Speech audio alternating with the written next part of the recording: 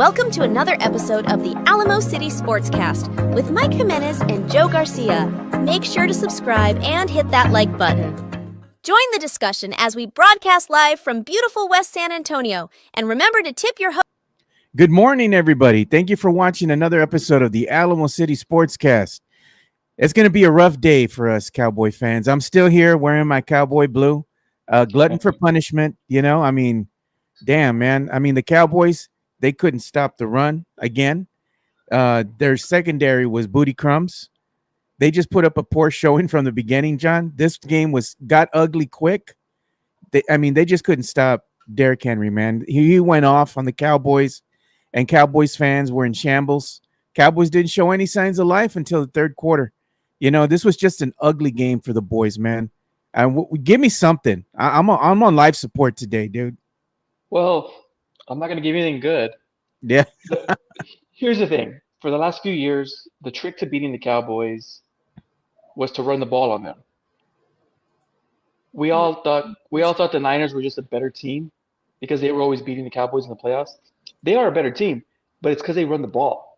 But now the secret's out. The Packers did it last year, and it looks like every team in the NFL has figured it out. Hey, just run it down their throats. Again, the secret's out. It's an easy way to beat them. The Cowboys, I saw a stat that's crazy.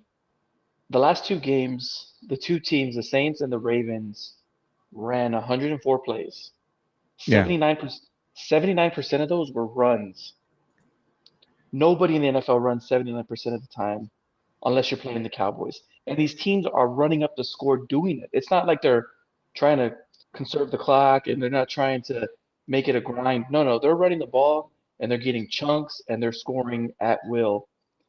The issues the Cowboys have with running the football is they don't run the football either, but stopping the run, it's going to haunt them all year. Every team in the league is going to line it up and run it down their throat. And you'd be an idiot not to do that. Yeah, for real, man. The thing is with the Cowboys, I'm looking at these stats, right? And I'm seeing, okay, how bad was the game? Really, how bad at the end of the day was it? Mike's joining us now. So he's joining us, but there he is. Having a little bit of difficulties. All right. Good morning. Good morning, man. We're talking about the Cowboys and how bad they looked, And very nice. What I'm going to do is, I'll just leave the screen like this so they can see us all.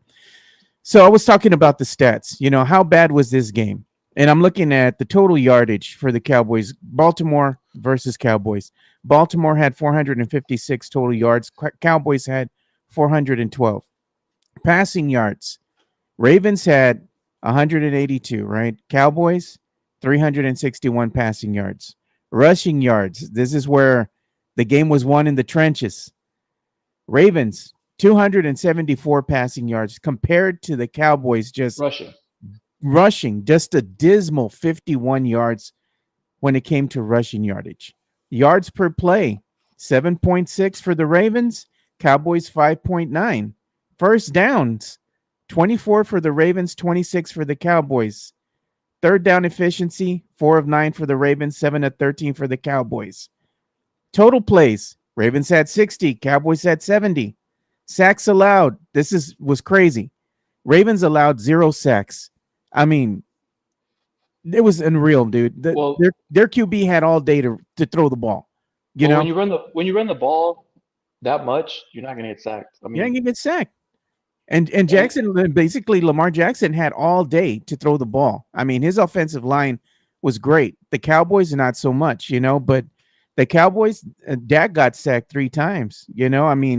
At the end of the day, the game wasn't as bad on the stat line as it appeared, for the first 3 quarters. Yeah. But the score is anything but, this was a close game. No, it was not a close game. This was an ass kicking from the get-go. The better team won. The Cowboys, I thought, would play with some heart, do something. They didn't do anything, man. The Cowboys just showed no heart for the first 3 quarters of the game. That stat, 274 to 51, that's going to sum up every game for the Cowboys. The only way they're going to win games is if they throw it all over the field. They're not going to run the ball. They're not going to stop the run. Dak has to make it a shootout every week. That's just how, and that's how they won last year. Here's the secret to the Cowboys last year, because they won the division, so we think they were a good team. They had a very, very simple formula. They would jump out ahead of you early. They would force you to throw the ball. Because when you throw the ball, now Micah Parsons can sack you. Now you're throwing at Deron Bland and Diggs, guys that intercept the ball. And again, that's how they won games last year. But they've always had this. They have this issue since 2019. Remember when they played the Rams in the playoffs and they had some third string running back go for 200 yards or something? They Right. always lose big games to the teams that realize, hey, they can't stop the run. But now everybody, it don't have to be a good coach anymore. It doesn't have to be Kyle Shanahan. The problem with the Cowboys is that they're a front running team. If They're they built don't that have way, a if they don't have a lead, they fall behind by 2 scores, they're going to lose. And I know that Joe was going over all the stats. None of the stats really matter up until the fact that the third quarter was 28-6 at the end of the third quarter. Yeah, game was Right. over pretty much. Yeah. Dak got his junk stats that he always gets, which is like, oh my God, he threw for 360 yards. But he had 140 yards at the point in time when they got down 28-6. So he got 220 junk yards along the way. His stat line looks great, but it means absolutely nothing. Now, the Cowboys played with some heart down the stretch, got it within 3 points, got that onside kick, which is almost impossible to do now with the new rules. Yeah. So the Cowboys yesterday are a team that is lost defensively. Mike McCarthy is not going to be head coach of this team in December. He's not. They didn't extend him. He's a lame duck head coach. They're playing like they have a lame duck head coach. They have a new defensive coordinator. A lot of crap is hitting the wall right now. They cannot stop the run. Derrick Henry, there were 3 or 4 plays where he just carried the team 10, 12 yards to the Cowboys defensive line. Micah Parsons, Lamar Jackson was making Micah Parsons look silly. Yeah. And Micah Parsons is one of the greatest defensive players in all the NFL right now. But when they had a one-on-one, they're 3 yards from each other. He got juked every single time, man. Lamar, left, right, left. Lamar juked him every single time. They cannot stop the run. And right now, what we're seeing is a lot of parity right now in the NFL. The Cowboys are not, I don't think they're that far away from being a decent team. But the wheels are starting to fall off a little bit. 1-2 start is not a very good way to start the season. It's just one of those things. You look at the Cowboys, and the Cowboys are just, Joe and I like to use this phrase. They're just kind of just all right. They're just a team.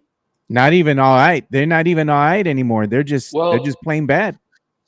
When you have such a fatal flaw where you can't stop the run, and it's not even to say they can't stop the run is an understatement. Like, Mike, I threw out a stat.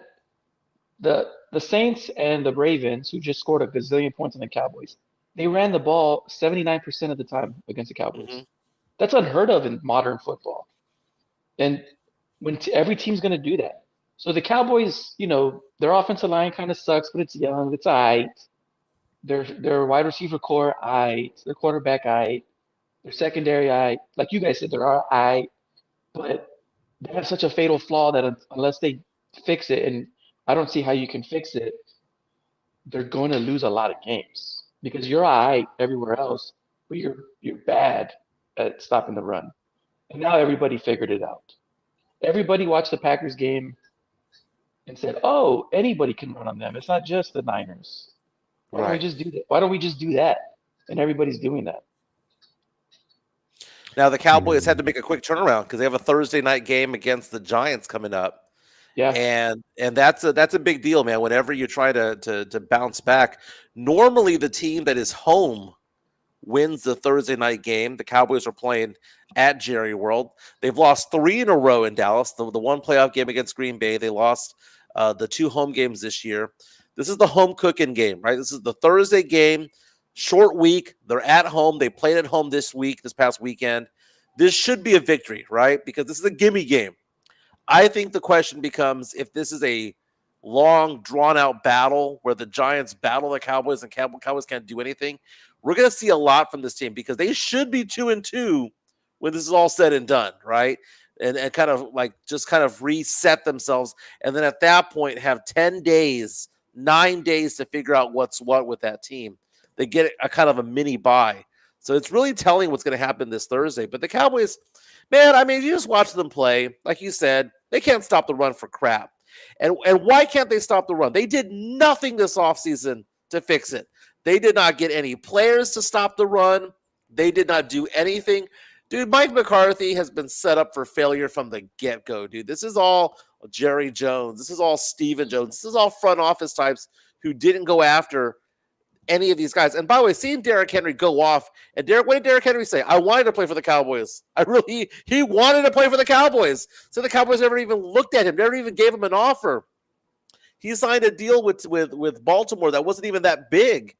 Well, Derrick Henry, yeah.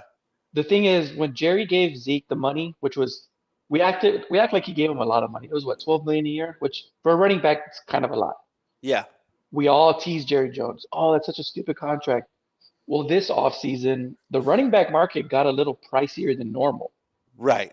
And I think it's basically we all shamed Jerry to the point where he doesn't want to pay him anymore. Well, I mean, Saquon kind of, made it so. There were a lot of big names that were on the move this past offseason. Josh Jacobs was on the move. Saquon was on the move. So the price went high, and Jerry, he's scared to pull that running back trigger again because, we all teased him. Even Tony Pollard got paid, and he's a part-time back. The market went higher than I mean, even the Giants, they didn't think Saquon was going to get a lot of money in the free. Look at Mario Cavazos. He says they got defensive tackles from Dollar General. Hey, I just wanted to give a quick shout out to you, Mario Cavazos. Man, I'm sorry, brother. I got so busy I forgot to wish him a happy birthday. But you know what? Happy belated birthday, man. Happy birthday, my man. Mario, happy birthday. And the thing is, when you watch the Cowboys, because you try to look, well, why can't they stop the run? Like, it's so elementary.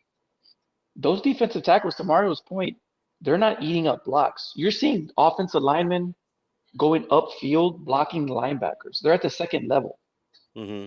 You've got Demarion Overshawn, who's like maybe 215, 240, getting manhandled by a 350-pound lineman. Look at what a good friend of the show, Matthew Lerma, says. How are the Cowboys this bad? Jerry went all in. They're all in, baby. They're all in. They have no size on the defensive line. No, that's just the weird thing. Defensive ends, okay, so fine. DeMarcus Lawrence, you have Micah Parsons coming on either side. It's the middle. Dude, Mozzie Smith. I don't want to use the word bust yet. Jeez, man. Bust. First round draft pick, right? So the Cowboys spent that big draft capital for him, and he's been a bust. He so far, hopefully he develops, but that is a pick that looks to be like a whiff right there. That was supposed to be one of the players to kind of solidify the defensive line. How much do you think this has to do with the fact that maybe, just maybe, it's the fact that Dan Quinn is no longer there? Or was it a problem with Dan Quinn, so it just kind of kept going? It's kind of a Dan Quinn issue because Dan Quinn developed a defense to beat the modern spread, right? He wanted to be fast. He was playing safeties as linebackers, like literally playing. He wanted to be small and fast. Matter of fact, we bring up Mozzie Smith. Dan Quinn had Mozzie Smith lose weight after he got out of college. Wow. He wanted him to be smaller and faster, and it works. Dan Quinn's defense works if you're going to try to throw on the Cowboys. The problem is, again, everybody figured out, they're little, just run on them. Right. So we're still feeling the effects of Dan Quinn's personnel. They tried to fix it, right? They went out and got Kendrick at linebacker, a real linebacker. They're not playing three safeties anymore, in the middle of the field. They're trying to, but at the end of the day, you can't. They didn't overhaul the defensive tackle room. They didn't get big. They didn't draft a defensive tackle. They didn't do anything to address it. Before the season started, Joe and I gave predictions as to what the Cowboys' record would be. I said 7-10. I said they did nothing to address anything in the offseason. In fact, this team is worse than what they were last year because they lost a lot of talent. They lost some offensive line talent. They lost some players. They didn't improve over the offseason, so why would we think they'd be any better? I said 7-10. That was when the season started. John, you're a diehard Cowboy fan. You see this team week in, week out. Give me a record that you think, as of right now, the Cowboys are more than likely to hit. So I said in the summer, it depends on their rush defense, right? I said that would be That would either make or break the season. Well, season's broken. 7-10 sounds about right. They're not again. They can't unless they go out and trade for a good defensive tackle, which I doubt it. I honestly think this is a red shirt year for the Cowboys. Mike McCarthy's on his final year. They're not going to re-sign him. They let a bunch of free agents go, kind of to reset the roster to a degree. They're playing two rookies on the offensive line. This is a red shirt year for the Cowboys. I 7-10 sounds about right. This sounds like the movie Office Space. Mike McCarthy No, didn't man. get fired. We just fixed the glitch. His Yeah, contract just ran out. that's a great point. But that's what they did to Jason Garrett too. Yeah. Jerry Jones is too cheap to fire a coach and have to pay him to leave. Mhm. That's a great way to put it, Mike. He just fixes the glitch. He just lets the contract go out. So we're just in a wasted year. The Cowboys' biggest issue is Jerry Jones himself. Jerry Jones is such a moron. If he had paid Dak, if he had paid CeeDee Lamb early on, they both would have been in sync already. I mean, you can tell that they're missing, that they're not in sync right now. They're missing that chemistry right now because they didn't play together in the offseason, And the other thing with that is if Jerry had paid them, he would have had cap space where he could have maybe added a Derrick Henry to this lineup as well. By him waiting, it was detrimental to the team. Yep. And it was dumb for him to say we're all in because he didn't do anything. You still paid your guys, but you paid them and you made them wait. Why? There's no logic behind it other than just his inflated ego. Everything you said is 100% right. Because, I mean, even Lamb's out of shape. There was times crucial when they were making their comeback yesterday. Lamb was on the sideline, and he wasn't hurt. I think he was gassed. Yeah. When Zeke held out a few years ago, Zeke would post videos of him working out in Cabo, right? Or it was on the beach. Lamb didn't post any workout videos while he was holding out. I mean, and now it shows. I don't want to put it all on him, but he's obviously out of shape. And to Joe's point, if you paid him in June or May or April or last year, you would know what your cap space is going to be. You pay these guys early, and you can go get a Derrick Henry for $7 million a year. You can make a run at a defensive tackle. So you're absolutely right, Joe. I mean, they started doing business September 1st. Yeah, but you're all in. If you're all in, you should have started doing business before the season even started, like other teams were doing, making moves. So Jerry Jones is all in on Arkansas basketball. That's what he's all in on right now. That's what he's spending the most money on right now. With Tyson Foods and Walmart. Yeah. Calipari, all those guys. Right now, the Cowboys are looking up on the standings right now. The Eagles got a win yesterday in New Orleans. Come from behind victory. It was one where the Eagles were winning most of the game. Saints made a touchdown down the stretch to go up with about 3 minutes to go, but they lost it in the last minute. And Joe, you said to keep the energy. I'm wearing my shirt on a loss. Okay, so RJ Ochoa says victory polo. We're gonna have losers T-shirts. Yeah, I can't wear the polo. Yeah, I was gonna wear the polo, but I'm like, no, I can't wear it, man. They lost. Saquon Barkley, for some reason at the Superdome, just blows up. He just loves playing there. Had a 60-some-odd yard touchdown run. It was the longest of the season. I believe it was 65 yards. It was a good game. I mean, it was a defensive struggle. It was 3-0 at halftime. Honey Badger getting an interception in the end zone. It was a good defensive game. As a Saints fan, I'm not upset about the loss. 3-0 is greater than 2-1. I get it. I'm happy as a Saints fan that we're 2-1. But I'm also glad because I told you this yesterday, last week, Joe. I thought the Saints could win. I thought the Eagles were better, much like I thought that the Cowboys were better than the Saints. Maybe not, but the thing is that if you're going to lose, I want to see a game like that. I want to see a game where you're punching away at it and you're trying to win at the last minute. It was just the Eagles got the ball last and they won the game. I'm looking at the stats, Mike. I'm looking at them right now. The Eagles dominated the Saints in every statistic that you can think of. Total passing yards, total yards, rushing yards, yards per play. But then you look at the final score and it was only 15-12. So the Saints defense did enough to keep the Eagles at bay. I mean, Honey Badger with an interception in the end zone. You saw the Eagles go on a 93-yard drive to end the first half. 93 yards. Went for it on 4th down and got stuffed at the line. Saquon got stuffed at the line. And so you go 93 yards, not get any points. And we're down 3-0 at halftime, right? You see Jalen Hurts fumbling the ball, going down the field 60 yards and then fumbling the ball because he got sacked from behind. The Saints defense is legit, man. That is a legit defense.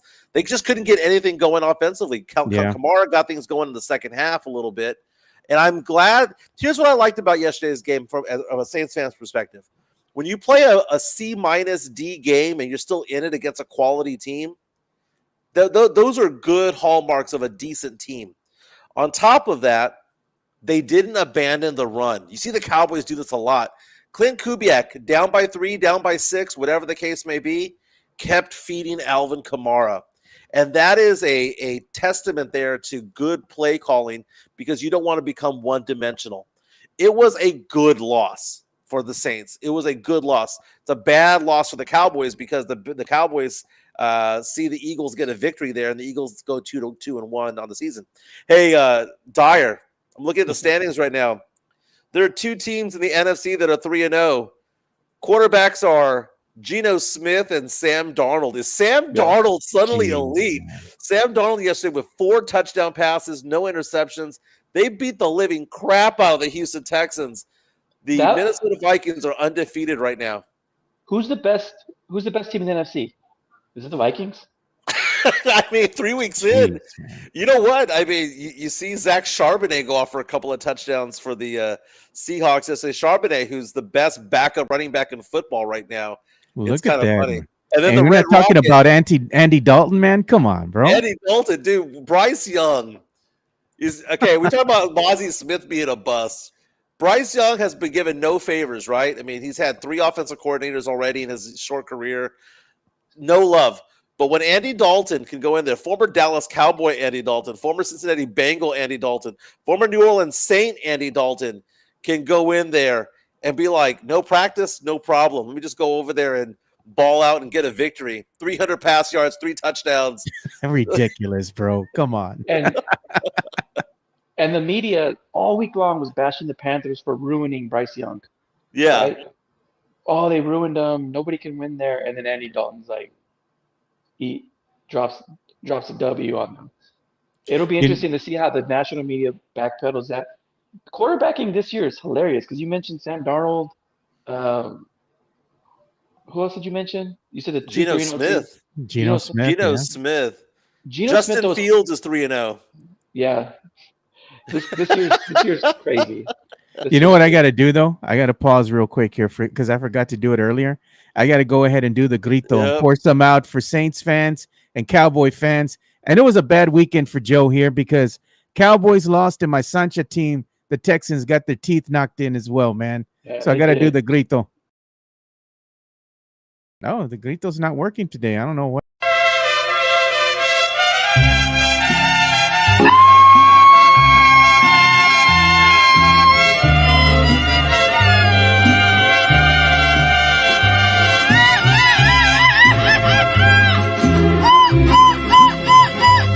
Presumir a mis amigos les conté que en el amor. Man, this show got ethnic real fast. There you go. It's too ethnic for Mike, John. Mike's gonna leave. Yeah, man. No aguas frescas for Mike, man. Oh, come on, baby. I'll take the piña, please. Thank you so much. He's gonna make himself a mayonnaise sandwich in that kitchen behind him. Oh, mayonnaise, bro. That's disgusting, man. Oh, mayo's fine. Apologies for being late, man, but I had a work assignment that had a deadline today at 10 a.m. and I got it done. So, there you go. Of course, I got it done at 9:59 a.m., but deadline was met. Yeah. No, but we're talking to John Dyer. John Dyer, Cowboy fan. You know him as Spurs and Salsa on Twitter and also on Facebook as well. The NFL season right now, we say this all the time. You cannot win a Super Bowl. You cannot win a game in the first quarter, but you can lose the game. You can lose the game by getting a lot of losses. You want to rack up as many wins as possible. And it's just one of those things where we're going to be looking back at this 4 weeks from now. Do we expect the Vikings to be 6-2? I don't know. Do we expect the It's hard to- same? It's kind of hard to say. It's hard to say. Because really, who wins in the playoffs are the teams that are getting hot down the stretch. You can go 6-0 and miss the playoffs. We've seen that before in the NFL. But right now, it's just teams are being exposed for what's wrong. The Cowboys are being exposed because of the run defense. The Texans got exposed yesterday as well. There's not a lot of toughness on that Texans team. Are they a finesse team? They got blown to bits yesterday. It was like they tried to finesse their way to a win, finesse their way down, and they got embarrassed. They got popped in the face. Check this out, Mike. Yeah. What are the current Super Bowl odds now that we've gone a couple games right in the season? We're about 3 games in. Look at what the Vegas has put up right here, right? The Vegas odd makers. Current Super Bowl odds: Chiefs plus 450. Makes sense.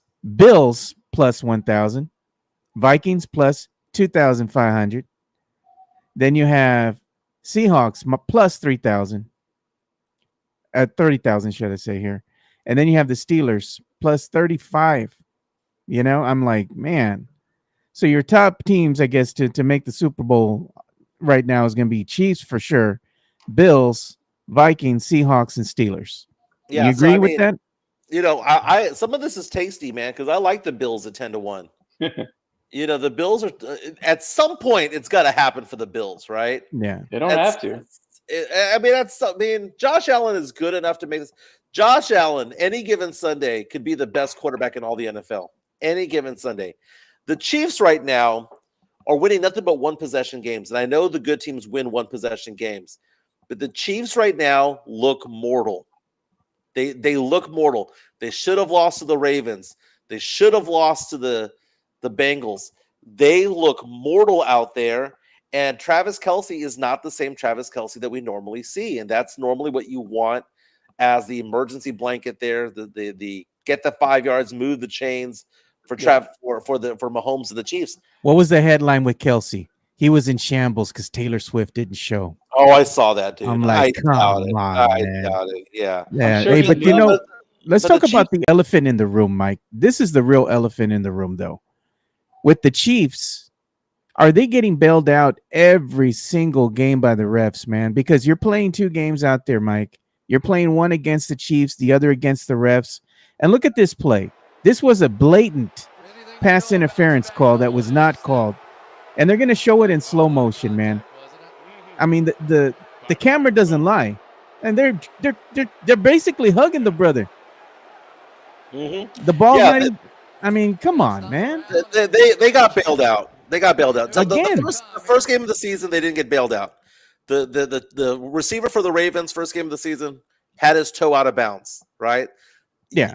That's not a bailout. It's one of those things where we thought that, wow, they're going to lose the first game of the year.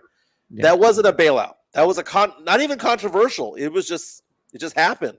Toe was out. Gotcha. The game against the Bengals, it was a pass interference, but it was also a bailout because that probably wouldn't have been called in the first quarter, but it got called in the fourth, right? It was like, yeah, letter of the law, that was a penalty, but you don't want to have the penalty decided that way. I mean, much like back in the day last year when back in the day when Mahomes got pushed out of bounds and they called a penalty on the Bengals at that point, and it ended the game. That one right there, though, that one was a penalty.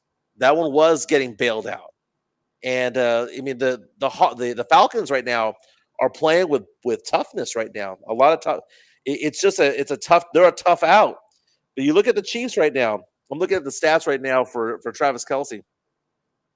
Travis Kelce barely has 100 yards on the season. For the season. So it's one of those things where I'm looking at this at what Mahomes likes to do come January. Do we believe that a 35-year-old Travis Kelce is going to just somehow find the fountain of youth and just ball 3 or 4 games? What if he's pacing himself the way Tim Duncan used to do later in his career? Oh, man, I don't know, man. You know what I mean? Are the Chiefs just bored? Are they just playing with their food right now? They're You know what I mean, though? 3-0. They're 3-0, baby. They're still winning. I'm not going to count them out until I see, until you see the dead body, until you see them on the playoffs eliminated. You want to see a dead body? You got to see the dead body. Well, I mean, we said that last year, right? We said that the Chiefs were not that good. Exactly. And not as good as before. They won the Super Bowl. Yes. But they're not as good as they are now compared to where they were last year. But who is? I mean, this is going to be, I mean, the NFL created parity, right? That's why we all love the league. That's why it's the most popular sport in America. We've got it. Yeah. If you ask the three of us who's the best team in the league, we're going to get three different answers. I mean, week to week, we're going to find people out, and we're going to see who's good coaching, who adjusts. Do you know who lines up well against them? I'm not saying is better. So Joe, don't get mad. All right. I don't want to get your boxers in a bunch. All right. Saints. Here we go. Yeah, I already know. No, the AFC, the Jets. I could see that. The Jets, I'm talking about roster wise, is kind of built to go up against a Chiefs team. Anytime somebody says Jets, I throw up in my mouth a little bit, man. Don't ever bet on this Jet. Don't bet on this Jets team, man. They're frauds, bro. I'm telling you. They got talent all over the place. They're gonna get exposed, Mike. The wheels are gonna fall off. They got fall off. They have a lockdown corner. They've got plenty of weapons on the offensive side. Mike got a hard on because freaking Aaron Rodgers is back. I'm just like, bro, that's fool's goals, man. 70% of what he normally is. If he gets healthy throughout the season, he does. Yeah. I think that's who he is now. I mean, he's older. Like you mentioned, Kelsey, Rodgers coming off a horrible injury. I think this is who he is, and it could be enough. The defense could carry him the way. Remember when Peyton Manning won that Super Bowl with the Broncos? Yeah. And he was just a shell of himself, but it was enough. I could see the Jets challenging him. I also could see the Jets. I don't know if Aaron Rodgers can hold up in the playoffs. Nah, man. I think Aaron Rodgers is gonna get hurt, man. I'm looking at some of the scores from yesterday's games. Things that I find fascinating. It's the bounce back. The Broncos at 0-2 taking on the 2-0 Buccaneers. You would think the Buccaneers would just mop the floor with them. Yeah. Broncos went in there. We're up big early, going to win 26-7. The Vikings somehow or another just keep rolling, 34-7. The Green Bay Packers, without Jordan Love, their season's supposed to be over, right? Malik Willis comes in, saves the season, is now 2-0 as the quarterback, 2-1 overall record for the Packers. That's amazing. That's amazing. I just think that right now we're learning a lot about these teams. I don't think we know the upside for a lot of them. We don't. I mean, we look at a team like the Jets and we go, okay, well, what's the upside for the Jets? Are the Jets legit? Are they really contenders? The Packers look tough again without their starting quarterback. Jordan Love out probably another 2 more weeks or so. Texans getting popped in the mouth, man. That was brutal. Jeez. The Eagles got the win that they needed to get, but they only scored 15 points. The Saints played a horrible game. Defensively, they were good. Where would the Eagles be without Saquon Barkley? I know. I mean, maybe how do we look at the Eagles? Do we look at the Eagles as fool's gold? Do we look at the Eagles as, hey, you know what? They're a Saquon Barkley catch, or that one catch that he dropped away from being 3-0? Are we sleeping on the Eagles? I would say fool's gold, but who in the NFC would prove it, right? Who's going to go beat them? The Eagles are 2 plays away from being 1-2. They're 1 play away from being 3-0. Yeah. I mean, literally, they're the team of inches kind of team right now. The same thing could be said about the Chiefs. The Chiefs could be 1-2 right now. They're 3-0. Are they really that much better than a 1-2 team? That's NFL. Yeah, this is the NFL now. Every week we're gonna be hyping up a team. The Niners quietly lost yesterday. Yeah, they did. 27-24 to the Rams. Like, who do you believe in? The Rams made a really miraculous comeback in that game. I got to say, man, they played with some heart. They got a touchdown and then just never looked back. The momentum switched in favor of the Rams, and they won the game. I think more than anything, or more than ever, I would bet on coaching, because right now the NFL just seems very even. Coaching is what's going to put a few teams over the top. We always look at quarterbacks, but we're seeing guys like Sam Darnold win. I think coaching is what's going to win this year. Who adjusts? Who has the staff that gets you over the hump? Because right now everybody's about right here. You know what? Nobody. Speaking Right. of that, John, everybody thought that the Miami Dolphins head coach was all right, but now that they've lost Tua, this Miami Dolphins team doesn't look very good, man. Yeah, I mean, and who's their quarterback? Skylar Thompson. Yeah, back up. Somebody you never heard of, man. And Skylar, they got beat down by the Seahawks yesterday, Yeah, 24-3, man. It was bad. yeah, Seattle's quietly good. Geno Smith almost threw for 300 yards, but he did have 2 interceptions. Zach Charbonnet coming in to start as the running back, 91 yards on the ground, 2 touchdowns. He Nice. also had 16 yards receiving. By the way, Zach Charbonnet, I got him in my fantasy draft. Sorry, auction league. One team Good. that I think the Cowboys need to be wary of, man, this Thursday going to be the Giants. Giants beat the Brownies, man, 21-15. They might be as bad as the Cowboys, but the thing that scares me is every time you get these matchups, right? Cowboys play the Giants, and then it's in their conference, right? So the teams get up to play against one another. I don't know, man. The Cowboys, now that they don't have any running game to speak of. Their secondary is porous. They can't stop the run. I don't know, man. This Cowboys team right now has me with the big question mark. Is me being a diehard Cowboys fan, I want to see something. Like if they go up against the Giants and they just absolutely decimate them, we're gonna hear it, John. Vamos para la Super Bowl. We're back, baby. No. Well, No. well, I mean, the reason why I think that the Cowboys are going to do well against the Giants is the fact that the Giants don't have a bruising running back. Derrick Henry pushes the defensive line. Alvin Kamara can push the defensive line. That's the issue that you've seen. Who did the Cowboys beat? The Cowboys beat the Browns, right? Jerome Ford was running RB1 for the Browns, so there was no Nick Chubb. Chubb would have ran up and down this team. Who's the running back for the Giants? Devin Singletary. I'm bigger than Devin Singletary. Devin Singletary is like 5'6", But you're sneaky 5'7". athletic, Mike. Come on. I am sneaky athletic, but I do weigh more than the $185 that this guy does. This guy weighs. It says that he weighs 200 pounds. I don't believe it. But Devin Singletary is a small back. He's not going to be able to push the defensive line the way that a Derrick Henry could. Now, does he have to though? Because like I said, if that offensive line is getting to the second level and blocking linebackers, then it don't matter who's running the ball. This is a gut check time for the Cowboys, for the defense. Can they salvage? Look, they're not going to ever be a good rushing defense, but can they at least stop something? But the problem is that even if they have a good game, you're going to be able to look at it and go, well, they played Daniel Jones. Yeah. There's True nothing the Cowboys can do that you're going to be like, well, that's great. We can build on that because at the end of the day, Daniel Jones is a joke of a quarterback. Now, Daniel Jones did have 2 touchdown passes yesterday, so he actually looked like a decent quarterback yesterday. He was 24 for 34, 236 yards, 2 touchdowns, right? Only got sacked twice. This is a guy that gets sacked all the time. It's a guy that always fumbles the ball. The Giants played a relatively clean game yesterday, beat the Browns 21-15. The Browns are really good defense. Offensively, the Browns suck. Deshaun Watson can't do anything. He's washed, man. He is washed. Dude, Deshaun Watson, that arguably is the worst contract in NFL history. Personal opinion.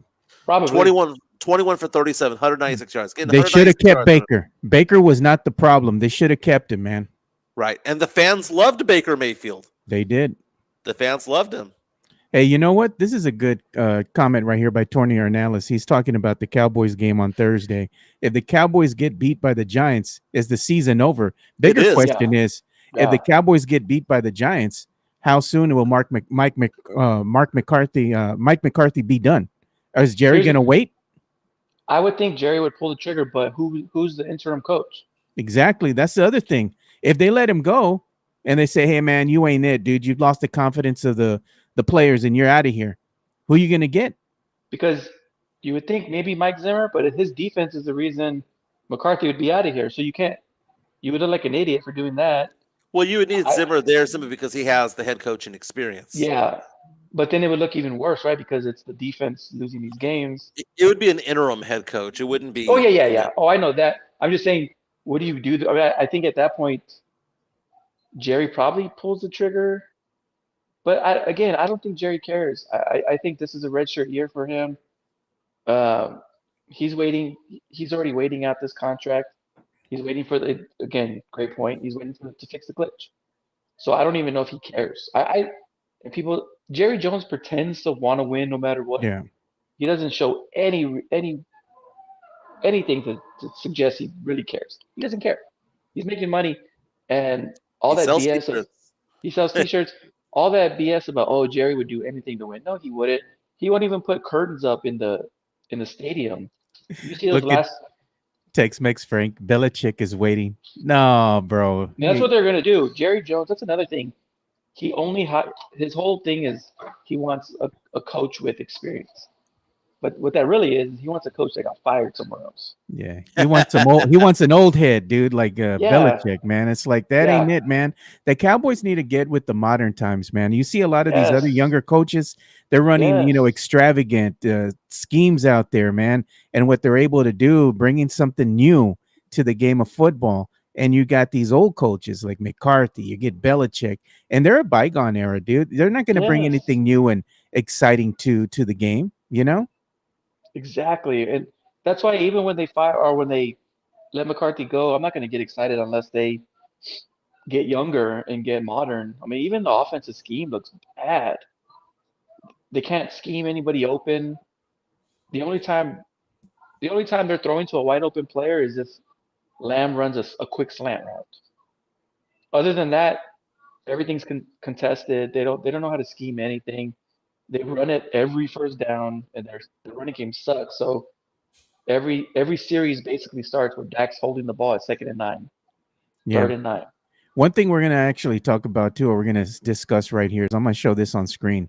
We got a doubleheader, man, coming up tonight in Monday Night Football. You know, so pick your fighter, choose your fighters. Who you all got winning these games? We got the Jags versus the Bills, the Commanders versus Cincy, man. Who do you all got? I think we got two blowouts, man. Give it the Bengals because the Bengals are desperate today. Although I am excited to see Jaden Daniels go out there, LSU star for the Commanders. He's done very well his first couple of games, but I think that Burrow's pissed. I mean, Joe Burrow wanted to throw his team under the bus last week.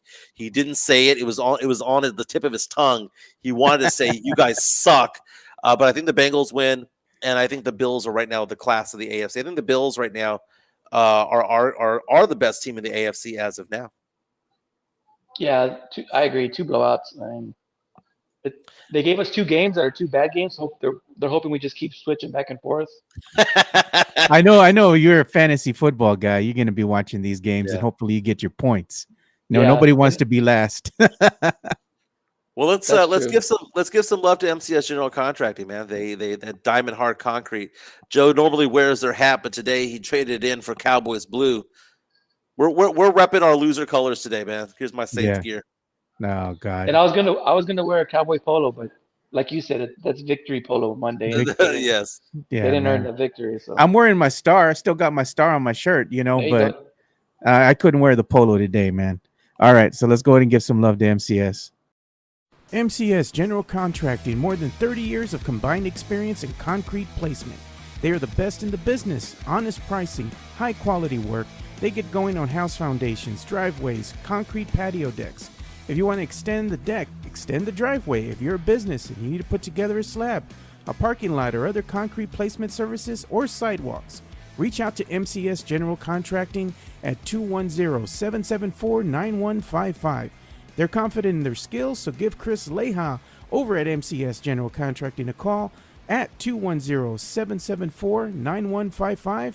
And thank you for being a sponsor of this show. That diamond hard concrete from MCS General Contracting do an amazing job. I used them earlier this year. Did an amazing job, John. They did a sidewalk on the side of my house. I saw it. You showed me. It was great, man. That's right. You did come by. It looked good. It looked very, very cool. You know who looked good this past weekend? Jadon Blue. My man, 4 touchdowns for the Texas Longhorns. Longhorns rolled against Monroe. What was it, 51-3? Yes. Looking at the rankings that are out today. According to the AP Top 25, the Texas Longhorns remain at number 1 as they now begin their first season in SEC play next weekend. Georgia ranked number 2, Ohio State number 3, Bama at 4, Tennessee at number 5, moving up a spot after going into Norman and beating that Sooner ass over the weekend. You saw Missouri go off and stay at undefeated. Ole Miss at 6, Miami at 7, Oregon at 8, Penn State at 9, and then you've got Utah at 10. Yep. I saw that Tennessee team, man. They look pretty good too, man. They're They a did. really good team. The top of the SEC is going to be fun this year. I think we get Georgia at Bama this week, as a matter of fact. So we're going to lose an undefeated team in that top 5. Texas, their quality win against Michigan looked a lot better because Michigan went out and beat USC. So and again, Texas should roll right up until that Georgia game, and we might end up getting 1 versus 2 in Austin in about a month. That'd be amazing. The first SEC conference game ever for the Texas Longhorns. This weekend on the SEC Network, you've got a 4-0 Texas team taking on a 1-3 Mississippi State team. Texas favored by 38.5 in their first SEC conference game. You got some big matchups there. Illinois taking on Penn State this weekend. That's going to be pretty good. It's fun, man. Oklahoma State against Kansas State. That's another top 25 matchup. Miami is taking on Virginia Tech this Friday on ESPN, so you'll have some Friday action going on. You know what? UTSA had a good week, man. They had a good Saturday, dude. They finally got in the win column. Yeah, they beat Sisters of the Poor. They beat Houston Christian. Is that what it's called? Houston Christian. What my question? That used to be called Houston Baptist. I wonder. I wonder what happened there. So the Roadrunners will start their conference play against East Carolina this weekend. Both teams coming in at 2-2. Game's going to be 3:00 on ESPN Plus. East Carolina is favored by 4 in that game, but Vegas is expecting this to be a high-scoring game. UTSA plus 160, so you can get some odds on that money line right there. What do you guys think of UTSA and the Pac? I guess right now it's the Pac-6. Pac-12, man. That's the thing that they've been. The rumor has been going abound, and we've seen everything that they've been posting on social media and whatnot. I think they're gone. UTSA is going, and the reason I say that, Jeff Traylor has openly talked about it. He has. You don't flirt with the new girl unless you know unless you already landed the new girl. You don't piss off the old girlfriend unless you know you got something coming on the other side. And the fact that he was very open. He goes, yeah, there's talks going on. And to me, that they're as good as gone. I think they should do it too. I think the Pac-12 is going to build the best G5 conference. You know what was funny to me, John? I had tried to have this discussion, civil discussion, right? One of my good friends, right? One of my good friends is Jonas Clark, right? And me and him are always talking sports. And I went and sent him a text message with the screenshot and everything with Coach Traylor and talking about, hey, are you all talking or flirting with the Pac-12? And he's like, yeah, we are. There's discussions that are being had. And I sent that to him. And he's like, no, that's not real, man. They're not. What's in it for them to move to the Pac-12? Why would they want to do that? More exposure, bigger markets. They're going to be playing more marquee teams. And here's the thing. The Pac-12 is about to build the best G5 conference. And right now in the new playoff, college football, there's 5 automatic bids for 5 conference champions. So the Power 4 eat up 4 of those. The last one's supposed to go to whoever the best G5 conference winner is. If you build a conference of the best G5 schools, you pretty much lock in that playoff spot almost every year. That's why you go. You go because you're going to have more money, and you're going to be in a conference that almost guarantees a playoff spot. So UTSA's path to the playoff would be win this conference. Yeah, when UTSA moved to the American at the time was a very, very nice conference to be in. But what happened was the Big 12 pillaged the American Conference. So we didn't move up. I mean, in name, we moved up from going from Conference USA to the American Conference, but it's not the same American Conference that was there because 4 teams moved and they were the best 4 teams, best 4 programs. So UTSA needs to find a home. I think ultimately UTSA really needs to somehow finagle their way into the Big 12. But as of right now, chasing that dream against Colorado State. I mean, Colorado State, Colorado State being one of the teams mentioned for the Pac-12. The only thing that I can think of, John, is that you have a lot of big media markets there, because you have San Antonio. If UNLV joins, that's the Las Vegas market. If you have Texas State join, that's the Austin market. At the very least, you're getting big markets put together. Well, you lost me with Texas State but you're on the right path, right? They want Memphis, they want San Diego State, they want Colorado State. They are going after the big cities, and I think that's where UTSA is in play, because they're a big school. They're a state school in a big city. I think they're in. I really do. I don't. Again, Jeff Trader wouldn't say that.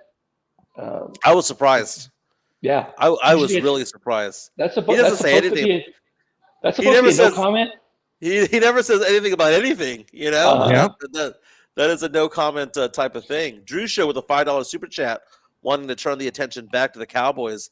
Exactly what more can Jerry do? He pays his top guys. He hired a Super Bowl winning coach. He made coach, yeah. They draft Pro Bowlers. Cowboy fans are the worst. Here's the problem.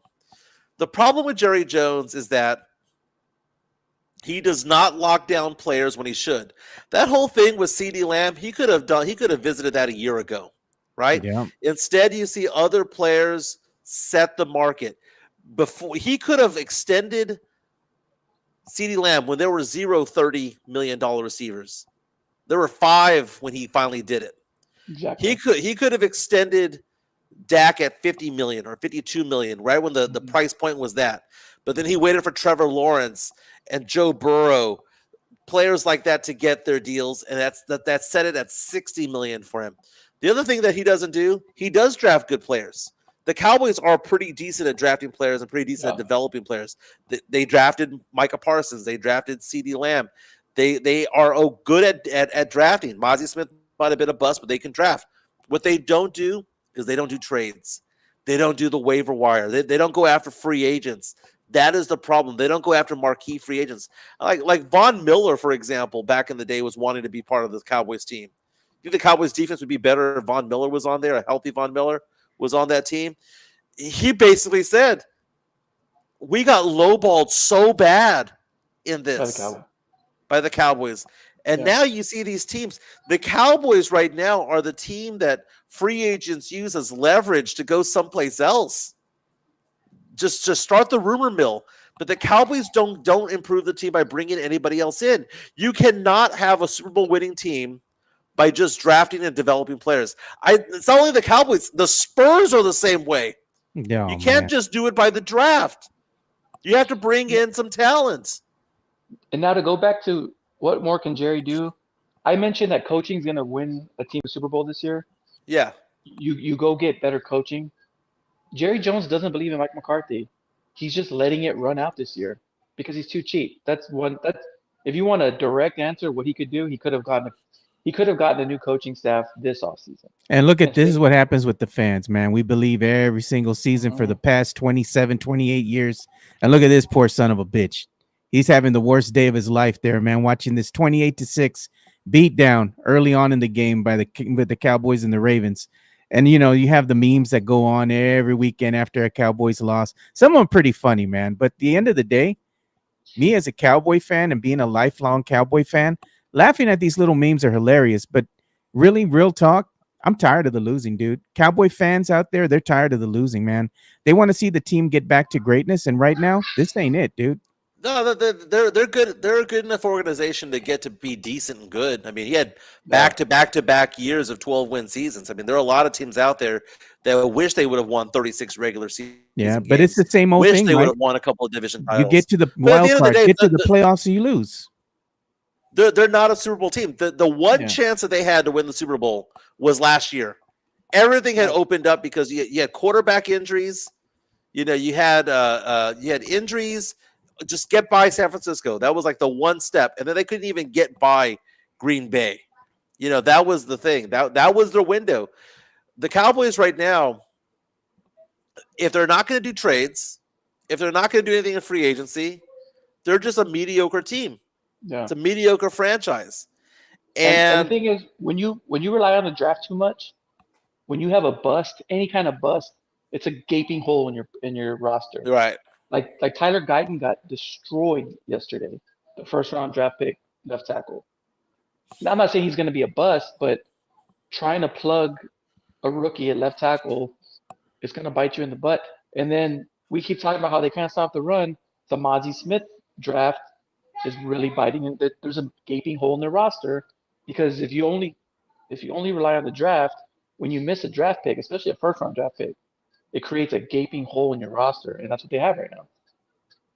Well, they got 3 days to figure it out before the game Thursday night. Yeah. We talked a little bit on the Spurs. People were saying don't complain about the Spurs for me right now. I'm not complaining about the Spurs. Right now, you know what? Before we get to go to the Spurs talk. You're going to go on a rant, man. Don't be talking Coach Pop, bro. No Pop rant. Everyone knows my opinion on it. By the way, thank you, Dyer, for agreeing with me on the UTSA campus, the UTSA football stadium talk that we had on Twitter. All these people, we like the games at the Dome because of air conditioning. Shut the hell up. Shut the hell up. Because air conditioning, if that's your draw, then people are going to just stay home. We all have air conditioning. They've obviously never been to a game at UT Stadium, bro. Come on. Exactly. They've never been. Baylor, campus stadium, any campus Houston, stadium, LSU, any of those places. Football is an outdoor game. It's an outdoor game. Hey, since we're on this rant, I want to put you into a corner. Did you see LSU fans leaving the game because it was too hot? I did not. No. Oh man. Yeah, they a win is a win. LSU fans were complaining about the heat. They left. Well, here's the thing, man. We talk about how like there's like Phoenix heat. You know, Phoenix heat is like it's that hot heat, but it's dry. And then you've got San Antonio, which is really humid. LSU's got that swamp ass heat, man. I mean, you literally get swamp ass over there. And I get it to a degree, right? Because the first UT game this year was really hot. Like it was hot, but that's football in Texas, right? Like we're all used to it. We all either love it or don't go. But I don't want to get too much into the dome talk, the campus thing, only because it drives people nuts. But yes, I do agree with you. I'm looking at the humidity in LSU at Baton Rouge right now. The humidity is in the 70% range. So, jeez. I mean, it may as well have been foggy over there. But football, it's going to be on. That's what beer's for. That's what beer's for, right? That's what that's for. You know what? Go ahead. Give some love to Jeff. To Jeff. Okay. Let's see what he's got going on these days. Well, definitely. Locked on Spurs is your daily Spurs podcast, hosted by Jeff Garcia, the lead Spurs writer for Ken's 5 San Antonio. Jeff has a healthy plethora of guests all the time on the Locked on Spurs podcast. You can also follow Jeff on threads at Jeff G Ken's 5 SA. You can also follow Jeff on Twitter at Jeff G Spurs Zone. So make sure you go ahead and give Jeff a follow not only on threads and Twitter, but also on YouTube at youtube.com/ at Locked On Spurs. This is where you're going to be able to find the replay of the Locked On Spurs podcast. Make sure to like, subscribe, and share. Yeah, Jeff Garcia has an article about how Keldon Johnson is at a UIW football game. The guy's all over the place, man. You know, I find it funny that Keldon Johnson gets a lot of grief from Spurs fans. This is a guy who's done nothing wrong. What exactly did Keldon Johnson do to piss people off? He averaged 19 points per game one season, or 20 points per game, right around there. He's been good in the community. He has never sucked. I mean, maybe he's not great, but he's never sucked out there. I'll tell you what he did. What he did? Spurs fans, especially on Twitter, they have new toy syndrome, where they once a toy ages out, they disregard it for the shiny new toy. Ever since this rebuild, ever since we've been bad, whatever you want to call it, we fall in love with whoever we draft, and for 2 or 3 years, it's the shiny new toy, and we defend it to the death. He's ours. Yeah. And then once the toy ages out, we disregard it. Like wait, John. You go from Buzz Lightyear to Woody real quick with Spurs. I heard this rant from you on Twitter one time. And one time I swear I heard you say, It's going to happen to Sohan at some point. Yeah, I heard you say that. Yeah. He's about to become. He's going to go from Buzz Lightyear to Woody, and maybe this year. Wow. Mm-hmm. Maybe this year. By the way, the Spurs start the preseason in 2 weeks. 2 weeks And from this today isn't against Oklahoma City Thunder. this isn't a new rant. I was on a Locked On Spurs a few years ago, right before DeJounte Murray's All-Star year, and we're talking Murray. And I said the same thing. The reason people are down on Murray, he's Woody now. He's not Buzz Lightyear. Woody. And that's why people get mad at you for Sohan, because right now he's still Buzz Lightyear, and you point out his flaws, and he's still in the honeymoon stage, and it's aging out. But that's what Keldon does. To your point, he does nothing wrong. He averaged 16 points off the bench last year. I mean, Keldon Johnson, 15.7 off the bench last year. The year before, 22 points per game. For his career with the Spurs in 5 seasons, he's averaged 16.3 points, 5 rebounds, 2.5 assists. He won a gold medal along the way. The guy is a good guy on the community with the Spurs, representing the team, representing the city. He goes not only in San Antonio, not only in Austin, but he goes to Corpus Christi. He goes to the Del Rios and Laredos of the world to spread the gospel that is the silver and black Spurs.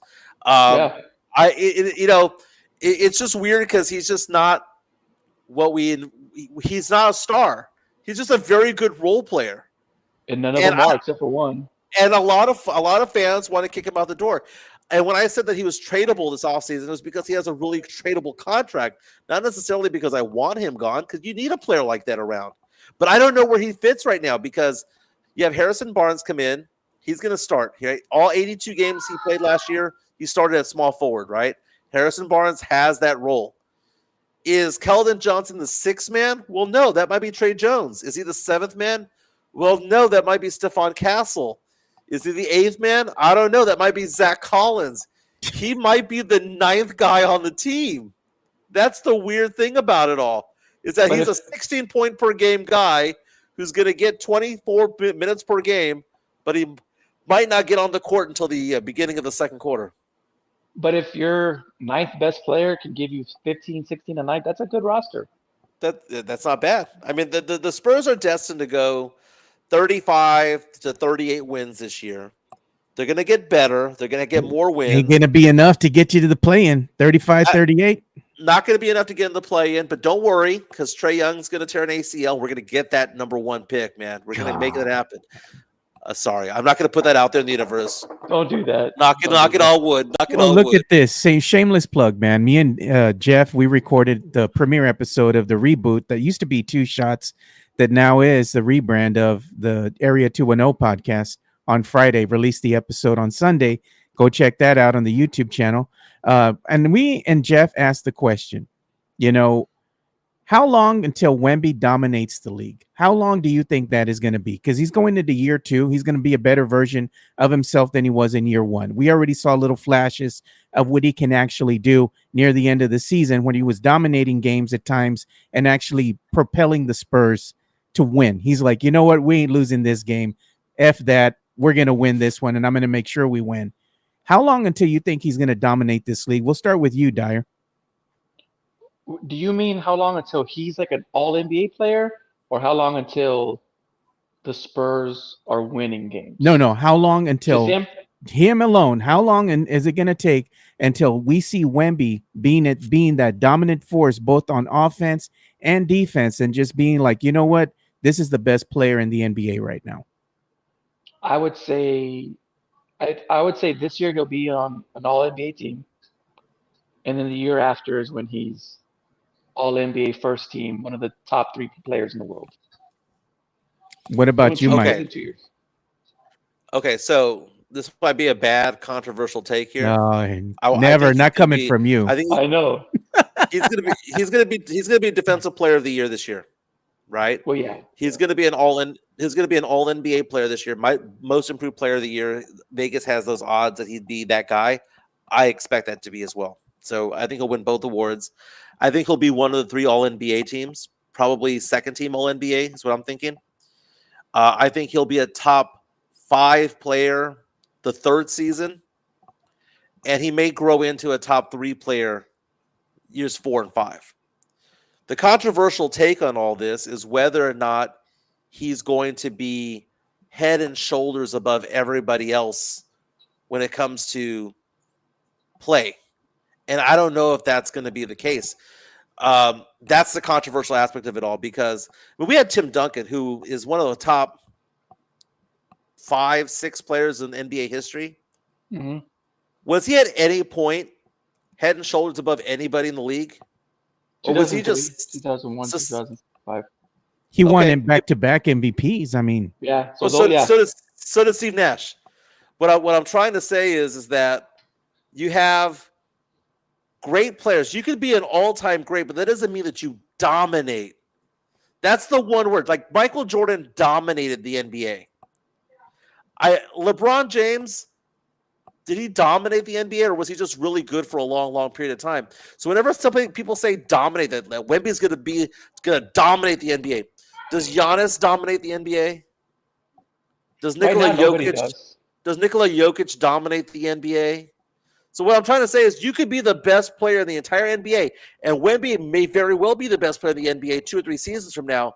But the question is, to quote-unquote dominate? I don't know. Because I think in order for you to dominate, you need to have a better cast of characters around you. You need to have a better scheme around you. So right now, I can see him being one of the best players in the NBA. That's a no-brainer. But the word dominate, I don't see it yet. Not because of him. It's because the table hasn't been set for him yet. But your whole take is nobody ever dominates. So you're like, your take is kind of like that doesn't exist, which is okay. It hasn't existed since Jordan. yeah. But the thing is, though, in today's NBA, Kobe didn't dominate. No, Nikola Jokic has been given the acronym best player in the NBA, winning the MVP already multiple times. To Mike's point, there's a difference. There's a difference between being the best and dominating. I get that. I would argue Tim Duncan from 2000 to 2005. I mean, I think that 2003. He was the best player. He was the best player. He was dominating. I mean, he drug a pretty average roster to 2 titles within that span.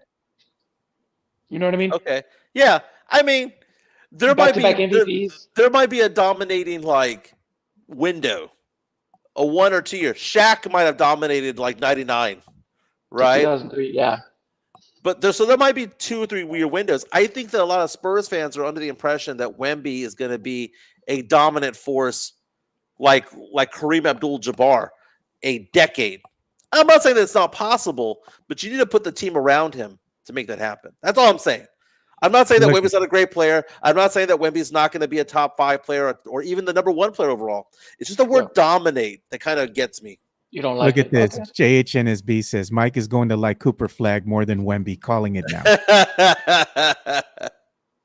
And you know what Mike is also going to love? What he falls in love with? His favorite stat, effective field goal shooting. That tells me everything I need to know about the player. I'm like, oh, man. It's true. It's true. I mean, look at Moneyball, right? Sabermetrics. There is something to be said about the stats in a game. That's why the Warriors were so good for a decade. Is because they realized we score more points, so we're more with the higher effective shooting percentage. We're going to win games. When you have Sohan shooting an effective field goal shooting percentage of 48.3, bottom 15 percentile of all players in the NBA, that says something. And we got some bickering in the chat already, man, because you're having Mr. Z and Drew show going at it, talking about defensive players and this and that. At the end of the day, what happened when got Wemby? The Spurs were one of the worst defensive teams in the NBA. After the Spurs got Wemby, and when Wemby's inserted into the game and he plays, their defense is noticeably better. But at the end of the day, the Spurs are still one of the worst defensive teams out there because the numbers don't lie. The stats don't lie. I think having Stephon Castle out there, being the first round draft pick this year, is going to help to all that. That's what I see from the Spurs right now is Stephon Castle's locked down. Sohan has the ability to be locked down, and then you have Wemby. 3 of the 5 players on there have the potential of being locked down. Devin Vassell doesn't suck at defense. He was actually locked down when he was at Florida State. But if he can regain some form there, and then you have Harrison Barnes, who's okay. So right now, the Spurs could have a lineup out there with 3 lockdown guys and 2 decent guys at defense, or 2 above average guys at defense. This team is getting better. It's just being cohesive defensively together as a team. I think having some of the veterans are going to help. Is going to help the team get better as far as defense goes. You're going to have Chris Paul. You're going to have Harrison Barnes out there. Even with Chris Paul, he's aged already as a point guard. He'll be able to give you some leadership out there and possibly not make a lot of mistakes as they were, in previous seasons with the younger squad out there. But the thing is that the squad should be noticeably better on defense. Not saying they're going to be elite, but they're going to be better enough to maybe win some of these close games that they lost in the previous season. And that's what's going to translate to them getting a couple more wins, maybe 35, 33. And I think once they move Wemby from the 4 to the 5, they got better. Oh, no doubt. So it was Wemby and Coach Pop being stubborn. He's like, I'm going to let the young man play the position he wants, but at the end of the day, he's going to have to figure out that if I go ahead and play this other position, the team got better, Yeah, and I think I think they'll already be better just because they learned that later in the year. And I think guys like Devin and Keldon and Sohan learning their role around Wemby. Yeah. I know I saw someone in the chat trying to blame the hatred for Keldon, something about not wanting to, something about a press conference at Wemby. I think the whole team kind of was a little defiant about who they are as opposed to who they are around Wemby. Right. But I think later in the year, Devin Vassell got a lot better towards the end of the year. Once they all learn how to play within the Wembyverse. And there's nothing wrong with that. A lot of NBA players want to play with better players. Once the core guys, and I think they were learning towards the end of the year, once the core guys learn how to be involved around Wemby, though, right? This is Wemby's world, the Wembyverse. How do we fit into the Wembyverse? This is Wemby's world. Okay. So that's why that pick, and I called it in December. Joe, you know this. Locked On Spurs, Jeff Garcia knows this. I was saying it in December that the Spurs needed to draft Stephon Castle. I said it 4 months before March Madness. I'm like, I'm looking at this guy from UConn named Stephon Castle. That's the guy we need around him.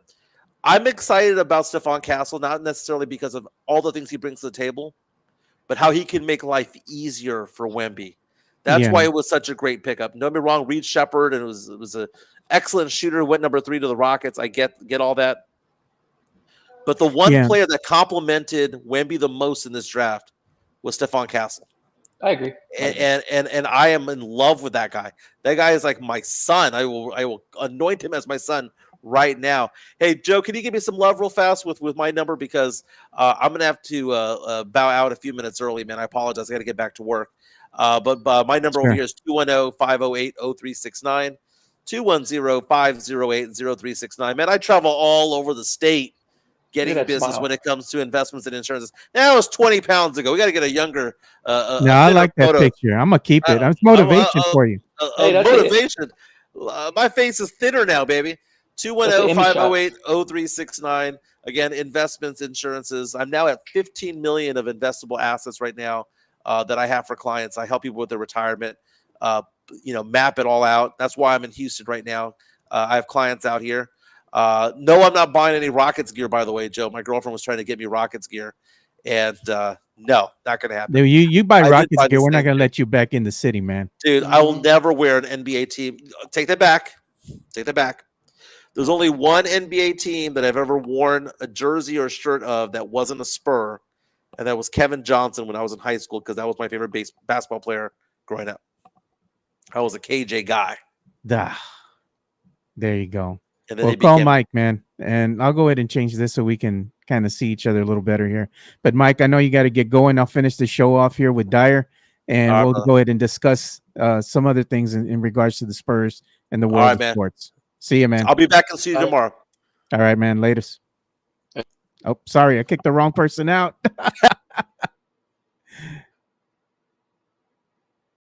Oh, man. So, yeah, man, we had something happening here in the chat as well. We had buddy being disrespectful, man. Mr. Z, look, man, I'm all for everybody having a good discussion here in the chat, but don't be coming over here and calling people dummies and names and stuff like that, man. That's not the place for it, man. Like, we're all here. Here to have a good time, and just be respectful with one another, man. If y'all are going to be disrespectful in the chat, you're going to be gone, man. We want to keep this civil, dude. We don't want to get, to the point to where things are ugly. So, John, there you are. I kicked you out by accident, man. But I was addressing the issue that was going on with the chat. Somebody was just getting a little too crazy in here, man. We had some guy named Mr. Z come in here and start calling people dummies and stuff like that and being a little too aggressive. That's not what the chat is here for, man. It's here for us to have a good civil discussion, man. So if y'all can't do that, you're going to be gone, man. We're not going to be putting up with that. And, people getting racist about comments as well. There's no place for that, man. Yeah, we've had that, dude. Then if y'all can't be respectful of one another in the chat, you gone. So thanks for letting me know what was going on in the chat, guys. I appreciate you. I got y'all's back, man. So don't worry, man. Happens again, just let me know, because I am looking at the chat. And, like, again, dude, just be respectful for one another, man. There's no place for it. We're all adults here, man. We're not like kids in middle school anymore, So come on. Give Mario full authority to add people, delete them. I know. He'll handle business in there. No, man. Look at Sith goes, I'll replace Mike on the show, Joe. There you go. It said Joe laying down the law. No, man, I'm just saying, dude, just be respectful. But, the Spurs season is coming here shortly, dude. And I know everybody gets really passionate about the team and their takes on the players and whatnot. And I mean, it's this time of year that we like so much as sports fans. Not only do we get to talk about NFL again, college football, John. We talk about the Spurs starting the season. We're going to start talking about MLB playoffs, man, in the month of October. The Rangers are no more. Nope. No more. So you still got the Astros, I think, are still in the race, Yeah, I think they're going to win the division. I know a lot of people in San Antonio are Astros fans, so it'll be something passionate. The Astros fans are passionate here in town, so they got another run in them, which is impressive because they're doing like a Spurs type of run right now. They've been so consistent. Yeah, they've been in the mix every single year. It's real impressive. Look at that. Sam Salinas says, I had to go. I got a bad signal in the gym. He said, what did Mike do to get kicked off the show? Mike didn't do anything bad, dude. Mike had to leave because he has work calling him. So he had to leave early. So we're finishing the show out with Dyer. And thanks, by the way, for staying for the whole show, man. It's been a pleasure to have you on. Yeah, it's fun. And the people love you, man. They loved you when you come on the show. It's like we get more viewership in the chat, like more people are watching. We get more interaction. I'm like, mira, Dyer, he's a pinche star of the show. It's all my cousins. I just have them log in and bump up the ratings. And there you go, man. But we have a lot of things, like I said, to talk about in this month. We look forward to having you return. Hopefully you can on Mondays, when you can. Yeah, I should be able to. I should be a part of the show, and talk NFL, talk, Cowboys, and either it's going to be good news or it's going to be bad news every Monday. We're a Cowboys fan. Hopefully it's better news Thursday, and we're talking about the Cowboys on Friday in a good light. They gotten back on the winning record here. But if the Cowboys lose, like we said, it's going to bode not well for them. And we might be seeing the firing of one coach McCarthy early on. I wouldn't doubt it. Yeah. If he loses Thursday, it'll be a long weekend for him. Yeah, he's gonna be done. But I saw this too, man. I wanted to talk about this and get your thoughts on this. Because we've seen the great Vince Carter, half man, half amazing, Yeah. And look at what the Raptors are doing, man. I think it's overdue, though. They're going to go ahead and retire his jersey, and they're going to hang it from the rafters. I think they should have done that a while back already. I mean, he did so much for the city. What are your thoughts on that? I always wonder when there's a gap, like to your point, right? Yeah. It should have happened the day after he retired. But I also don't know his relationship. I think here in San Antonio, we take for granted that all the legends have a great relationship with the franchise still, right? So that's not always the case. I mean, look at Jimmy Johnson and Jerry Jones, right? That was way overdue. So a lot of times jersey retirements, number retirements, whatever you want to call them, sometimes they get delayed because of personal issues between the athlete and the franchise. And we take it for granted because every Spurs legend is welcomed into the building. Not only welcome, like even when I don't want to break, when the Spurs visited the Longhorns game, even Manu was out there shooting the cannon off. Yeah. So our legends are always around. So for us, it looks weird, right? Oh, it took you that long to honor him, but it happens. Personal issues happen, and the way things are left, it'll be interesting to see how long before they retired DeRozan's jersey, right? Yeah. He didn't leave on bad terms, but I know he was a little hurt by it all. But that's why jersey retirements sometimes take longer than they should. Yeah. You got to go ahead and have the formalities behind the scenes and say, hey, we're Mhm. sorry, man. Go ahead and come back. It's nothing but love. We want to give you your Exactly. roses, you know? Yep. Exactly. So I get that, man. Oh, and look, Sith is Sith that he tagged me in something in the chat. He put on here. He Where's said, Rick? He wants Rick. "Where's Rick?" He thought Rick was gonna be on the show today. I'm like, no, bro, it's John Dyer. And then You got everybody's always they're commenting on you, Dyer. They're saying, "Mira, John Dyer está cute," and they said John has a face made for camera. No. John, your I've known hotness is bringing in the ratings, bro. no, it's because I've known Mario a long time, so he's just giving me Yeah. shit. And look, where I Uh, was giving Elias a hard time, but this is what he was showing. He was showing how the Raptors jersey is kind of oh, harkened that's back nice. to Vince Carter era, Vince That Carter era. that's how you honor somebody. That's really cool. And look at the number, dude, on the Raptor, dude, number 15. Yeah, that's That's really cool. awesome. Can you Yeah. imagine if the Spurs had done something like that with the City Edition jersey? You know? You know what I would like? The throwback San Antonio jersey, Yes. but make it all white for the Iceman. Yeah, We yeah, call, that would be dope, man, if they did something like that. But it's better than what we're getting now because we showed the City Edition leaks, the supposed leaks. Jeff Garcia, have you listened to the latest episode of the Area 210 podcast that's out there? Jeff is kind of teasing that might not have been the actual City I don't see Edition how it jersey. is. He I said don't see how that it is. there might be something else coming in the works there. He kind of broke that news first on the Area 210 podcast. So there might be something that's coming through the pipe here that could, bring Spurs fans around again to the City Edition jersey. But we'll have to wait and see what really is going to happen.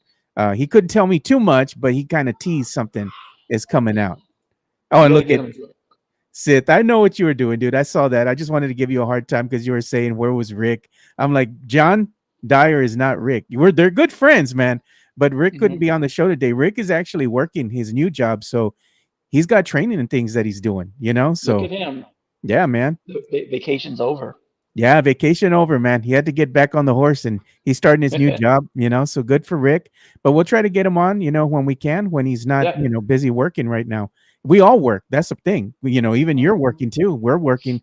We all got busy schedules. So we try to get you guys on as often as we can. But John, I'll call you out and tell you right now, I do want to have you on the Area 210 podcast because Okay. we're going to be talking Spurs, heavy dose of Okay. Spurs on that podcast. So we're going to go ahead and get predictions. And I kind of want to have it as a roundtable discussion. So I want to get you. I want to have you in the studio. I want, of course, myself. And I also want to get Rick, man. We got to have the trifecta of the Puro Exit 7, representing. So That'd that's be going to be a good. Real thing. good.